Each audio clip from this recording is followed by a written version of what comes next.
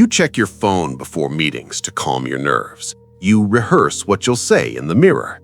You enter the room with your best smile, your cleanest shirt, your sharpest pitch. And still, they look past you, not through rudeness, through indifference. You are furniture to them. This is not an accident.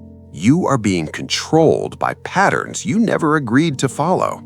Every time you wait for permission, you reinforce the hierarchy. Every time you apologize for existing, you confirm your position at the bottom. The system doesn't need to push you down. You hold yourself there. Power is not loud. Power is architecture. It's the invisible structure that decides who speaks first, who gets interrupted, who gets remembered. You've been taught to believe this structure is fixed, that some people are born into the room and others wait outside.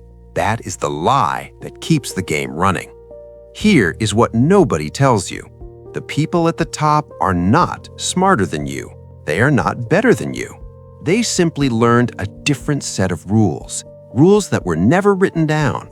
Rules that are passed quietly from mentor to apprentice, father to son, insider to insider. These rules are not about talent. They are about leverage. For the next 20 minutes, we are going to dismantle the performance. We are going to examine how power actually moves between people. Not how it should work in a fair world, but how it does work in this one. By the end, you will see every interaction differently. You will recognize the invisible strings, and once you see them, you cannot unsee them. You walk into a networking event. You see someone successful.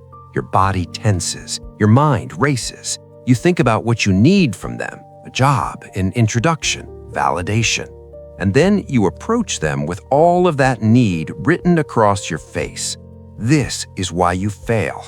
Powerful people can smell desperation the way a shark smells blood. Not because they are cruel, but because they are tired. They are approached 100 times a week by people who want something.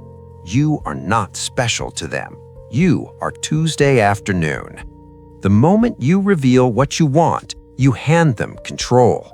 They now know exactly how to manage you. They know what carrot to dangle, what promise to make, what vague encouragement to offer to keep you orbiting without ever delivering. You become predictable, and predictable people are tools. So what do you do instead? You become unreadable. You walk into that same room with a different energy. You are not there to take. You are there to observe. You make eye contact. You shake hands. You ask questions about them, not about opportunities. You talk about ideas, about patterns you've noticed, about problems they might be facing. You never mention your need. This creates confusion in their mind. Why are you here? What do you want? They cannot categorize you. And what the brain cannot categorize, it pays attention to. You become interesting simply by withholding your agenda. This is not manipulation. This is clarity. You are refusing to play the beggar. You are entering the interaction as an equal, even if you were not. And that shift in frame changes everything. You think connection is about liking. It is not. It is about utility. Powerful people have enough friends. They have enough people who laugh at their jokes and compliment their ideas. What they do not have is people who solve their problems. If you want access, you need to become valuable, not likable, valuable. This requires a complete shift in how you approach people. You stop asking what they can do for you. You start asking what problem they are dealing with that they cannot solve alone. Every successful person has a weakness they are hiding, a blind spot, a gap in their knowledge, a rival they cannot shake, a system that is breaking, a deadline that is impossible. Your job is to find that weakness and fill it. This sounds obvious, but almost no one does it. They show up with a resume and a request. They pitch themselves. They ask for a favor. They position themselves as the burden. When you position yourself as the solution, the dynamic inverts. You are no longer asking for entry. You are offering value. And value always gets a return call. But here's the trap. You cannot fake this. You actually have to be useful. This means developing skills that are rare and hard to replace. This means doing research before the meeting. This means listening more than you talk. Most people are too lazy for this. They want the shortcut. There is no shortcut. There is only preparation. When you solve a problem for a powerful person, you are not making a friend. You are making an investment. They now owe you. Not legally, not morally, but psychologically. And psychological debt is the only currency that matters in these circles. Let's talk about ego. Your ego is the reason you are stuck. You meet someone successful and your first instinct is to prove yourself. You want them to know you are smart. You want them to see you as a peer. So you jump into the conversation. You share your ideas. You correct them when they are wrong. You show off your knowledge. And in doing so, you destroy the relationship before it starts. Powerful people do not want peers in the early stages. They want mirrors. They want their ideas reflected back to them in a slightly better light. They want to feel like the smartest person in the room. If you threaten that feeling, you become a problem, and problems get removed. This does not mean you become a puppet. It means you learn to manage their perception. You let them feel superior, while you quietly take notes on how they think. You ask questions that make them explain their genius. You position your ideas as extensions of their ideas. You frame your intelligence as deference. This is not weakness. This is strategy. The goal is simple. Lower their defenses. Make them comfortable. Make them believe you are on their side. Once they trust you, once they see you as safe, the walls come down. And that is when you start to gain influence, not by demanding it, by earning the right to be in the room when decisions are made. Most people skip this step. They want instant respect. They want to be recognized immediately. And because of that impatience, they stay outside forever. You answer every text within 2 minutes. You say yes to every meeting. You make yourself available whenever they call. You think this shows dedication. You are wrong. It shows desperation. Availability is the enemy of value. When you are always there, you communicate that your time is worthless, that you have nothing better to do, that you are waiting by the phone for their approval. This is repellent to powerful people. They respect time because they do not have enough of it. If you give yours freely, they assume it has no value. So you need to create scarcity. Not fake scarcity, real scarcity. You need to actually be busy. You need to have a mission that is bigger than their approval. You need to have projects, commitments, deadlines that matter. When you are genuinely occupied, your energy changes. You stop orbiting. You stop checking your phone every 5 minutes. You stop waiting. And when you do show up, you are fully present. You are not distracted. You are not thinking about the next meeting. You give them your complete attention. And then you leave. You do not linger. You do not try to extend the conversation. You respect their time by valuing your own. This creates a psychological effect. They start to wonder where you are, what you are doing, why you are not constantly available. Your absence takes up more space in their mind than your presence ever did. And when you do return, they are slightly more eager to see you. You have become a reward, not an obligation. Every human being is obsessed with themselves. This is not arrogance. This is biology. Our survival depends on understanding our place in the social hierarchy. We are constantly scanning for feedback. Am I respected? Am I understood? Am I safe? Most people try to connect by talking about themselves. They share their story. They explain their background. They list their accomplishments. This is noise. Nobody cares. They're too busy thinking about their own problems. If you want to connect deeply and quickly, you become a mirror. You reflect the other person back to themselves in a way that makes them feel seen. You match their energy. If they speak fast, you speed up. If they speak slowly, You slow down. You adopt their body language. You use their vocabulary. You reference their frameworks. This is not mimicry. This is synchronization. When you mirror someone effectively, their unconscious mind registers you as similar, and similar equals safe. Safe equals trustworthy. Trustworthy equals influence. But it goes deeper than body language. You mirror their values, their frustrations, their enemies. If they hate bureaucracy, you hate bureaucracy. If they love efficiency, you love efficiency. You validate their worldview. You confirm their reality. And in doing so, you become one of the few people who truly understands them. This does not mean you lose yourself. It means you learn to code switch. You adapt to the environment without losing your core. The strongest materials are flexible. Rigidity is fragile. If you insist on being yourself at all times, in all contexts, you will clash with people who do not match your frequency.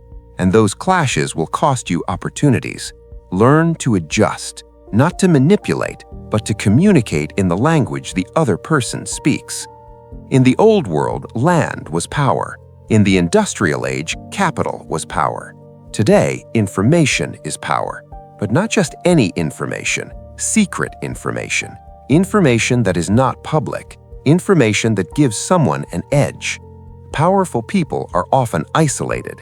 They are surrounded by yes men, by people who tell them what they want to hear. They live in bubbles, and because of this, they are desperate for the truth, for raw, unfiltered intelligence about what is actually happening outside their walls.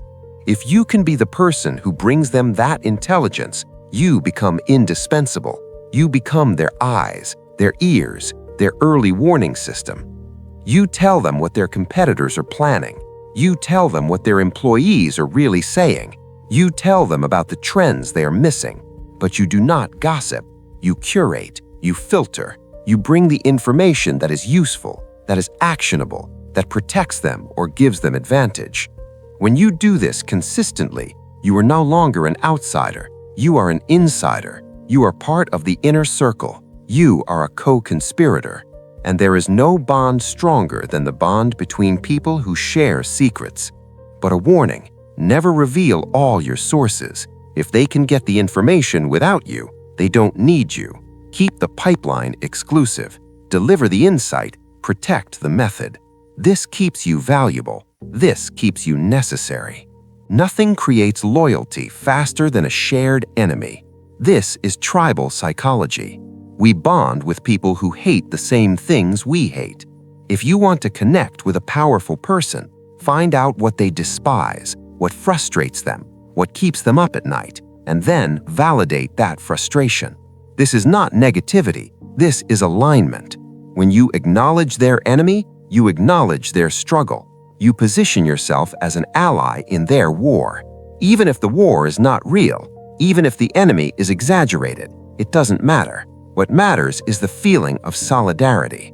We are the few who see clearly. We are fighting the same fight. You and I understand what others do not. This creates a bond that bypasses logic. It taps into emotion, into identity, into tribalism. And once you are part of someone's tribe, they protect you, they promote you, they trust you. Not because you earned it through merit, but because you are on their side. Be careful with this tool. It is powerful. Use it to build alliances, not to spread hate. The goal is connection, not destruction. Here is a truth that will save you years of confusion.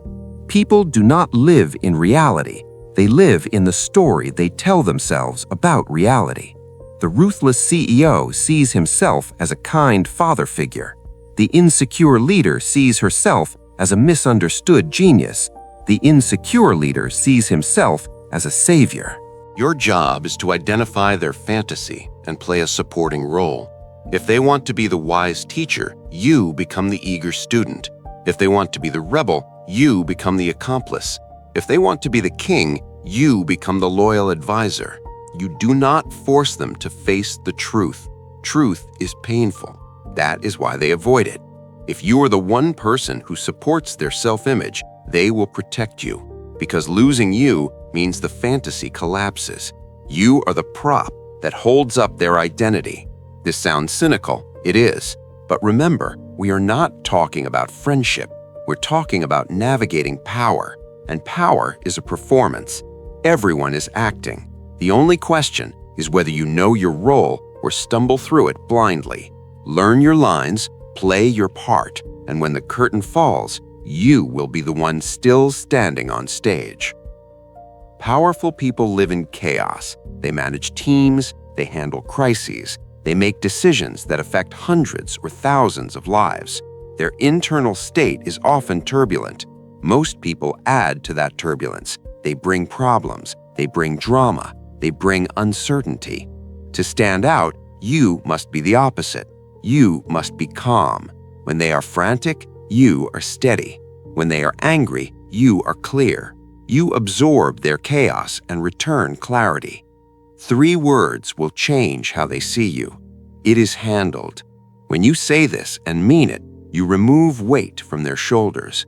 You become a source of relief, a sanctuary. They will start to seek you out, not for business, but for the feeling you create, the feeling of control, of safety, of competence.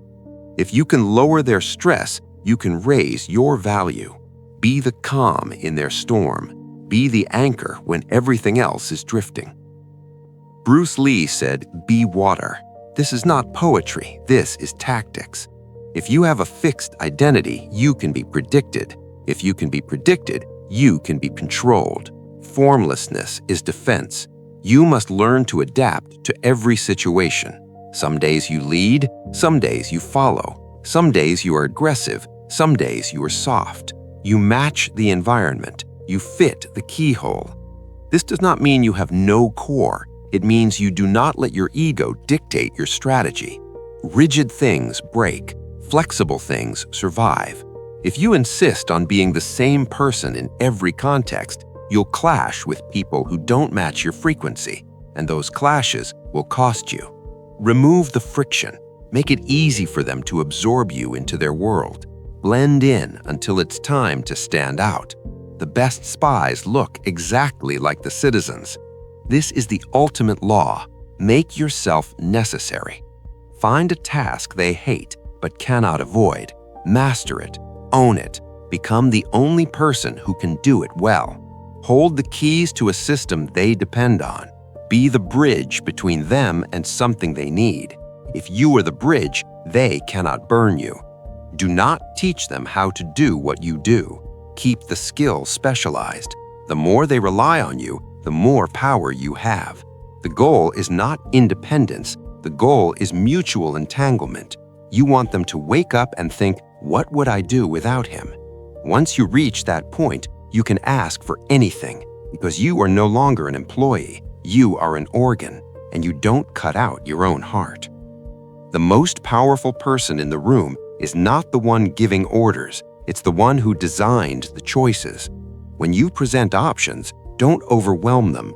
Curate. Give them 2 or 3 clear paths. Frame them so the one you prefer is the obvious choice. This is the illusion of control. They make the decision, but you built the road. You let them feel like the king, but you are the architect.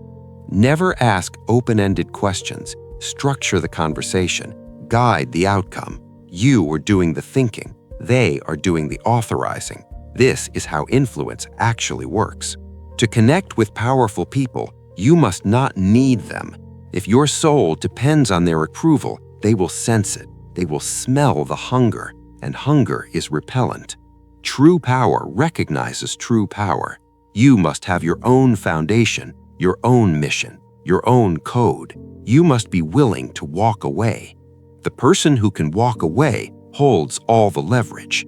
When you sit across from someone successful, you must know in your bones that you will be fine without them. You are not there to beg. You are there to trade. This energy shifts everything. Your voice steadies. Your eye contact holds. You stop fidgeting. You become solid, and solid is magnetic. Powerful people are surrounded by people who bend to their will. When they meet someone who doesn't, someone who respects them without worshiping them, they are intrigued. Be the rock. connect from wholeness, not from lack. You're going to feel resistance to all of this. Part of you will say this is cold, this is calculating, this is wrong. That part of you has been conditioned by a system that benefits from your compliance.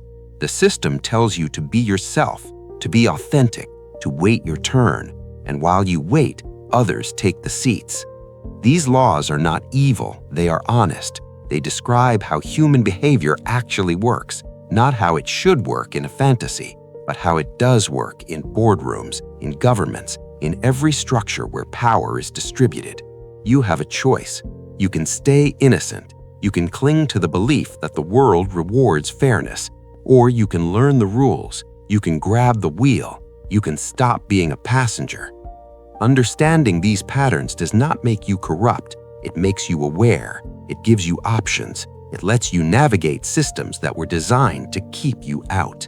The people at the top are not better than you. They simply learned this earlier. They're waiting for someone real to walk through the door, someone who understands the game. That someone is you. The locks are in front of you. You are holding the keys. The question is whether you have the discipline to turn them. This is not a destination. This is a practice. The world will try to put you back to sleep, to make you compliant, to make you forget. If you refuse to go back, you are already different. The invisible architecture is now visible. You cannot unsee it. Use it wisely. Use it with precision. And watch how quickly the room rearranges itself around you.